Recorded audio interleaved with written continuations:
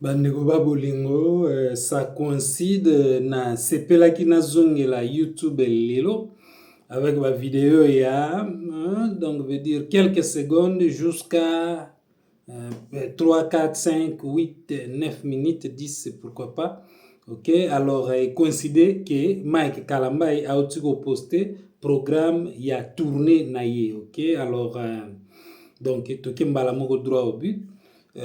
Tournée ya Mike Kalambai 2026 et 2027 ezobanda na Pointe Noire lelo le 23 août 2026 nayebi te soki amati déjà na podium ou pas, mais ngai na tombé sur l'affiche aujourd'hui. Ok, alors 23 août Pointe Noire, 30 août Brazzaville, 27 septembre, Lubumbashi. Hein? Alors, on continue.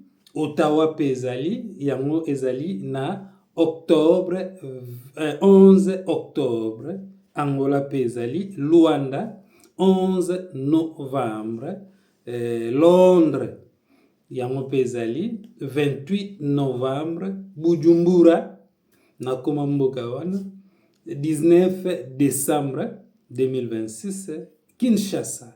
Ok, à Kinshasa, yango ezali na 2027 et puis date ezali révélé te. Ok, Pointe Noire et Brazzaville azali kobeta bon, est-ce que zana ba stade nyonso voilà tozonga lisusu mwa moke stade azobeta na stade na Pointe Noire, azali pe kobeta na stade na Brazzaville. Ok, Kinshasa, je sous-entends qu'ils allaient pe stade malgré date toyebi nanu te vraiment bon ata soki eza stade te, soki eza concert populaire ekozala kaka place ya monene bato bakozala ebele, tobeti se te na sécurité sécurité ya l'état ye moko pe akoki vraiment engagé lisusu ba sécurité supplémentaire ya ye moko soki bapermettre ekosala vraiment kitoko makasi. Alors pourquoi zawadi? Parce que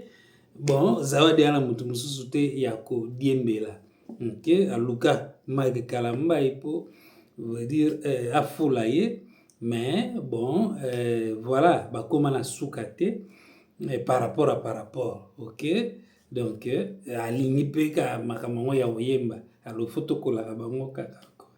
Je suis Masolo ya Jonas, bandomona nga sur YouTube des fois ba vidéo ba 30 secondes bah je ne sais pas. Ok, durée ezokipe lisusu te bato misusu oyo bobanda omona nga te, c'était parce que c'était des vidéos verticales, bato ya téléphone nde des fois babanda omona ba contenu wana sans elongi na nga peut-être, mais avec mongongo na nga. Bino siko bato ya télévision nasali bino format oyo soki eloko ya koloba ezali nasali kaka sans kokipe durée, parce que nakomi mpe kopublie na page Facebook na ngai Masolo ya Jonas régulièrement.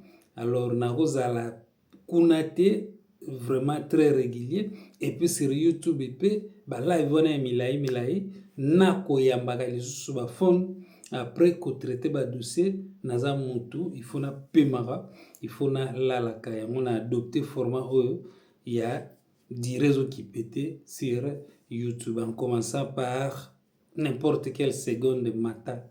Je suis Masolo ya Jonas.